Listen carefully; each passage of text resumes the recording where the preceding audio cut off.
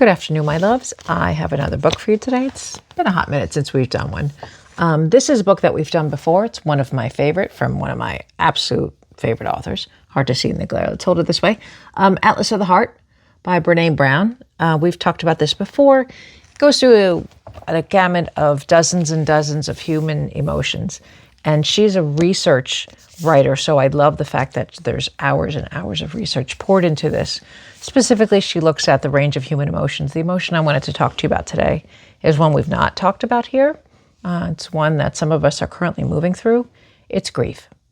So on page 110, I wanted to read to you about what she had to say about some recent research with grief. But first, the glasses, because the birthdays. So she does quote Elizabeth Gilbert, who we talked about recently. She says, "Grief does not obey your plans or your wishes. Grief will do whatever it wants to, whenever it wants to. In that regard, grief has a lot in common with love." Grief is often thought of as a process that includes many emotions rather than a singular emotion. For a long time, we thought about grief process in terms of linear stages. But most all of the recent research actually refutes the idea that grief progresses in predictable, sequenced stages. A central process in grieving is that the attempt to reaffirm or reconstruct a world of meaning has been challenged by loss. She says that grief is made up of three main components, which is loss, longing, and feeling lost. And if you've moved through grief recently, or if you're in it right now, you know those feelings.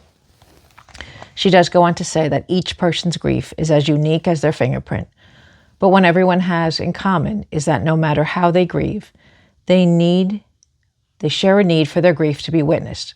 That doesn't mean needing someone to try to lessen it or reframe it for them. The need is for them to be fully present in the magnitude of their loss without trying to point out the silver lining. Again, to be fully present in that loss. You almost have to feel it in order to move through it.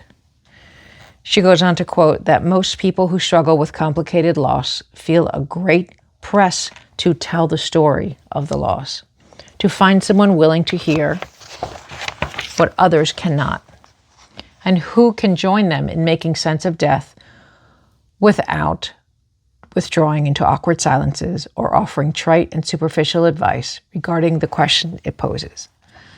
A lot of times, if you're moving through grief, you want to clam up.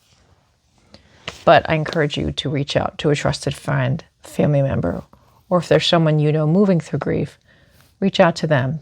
They need to share their stories, and they just want to be heard. You're not going to fix it with their words, but it's almost cathartic to allow some space for that story to be told. So again, Atlas of the Heart, Brene Brown. Hope this video finds you well. Take care, my loves. Until next time.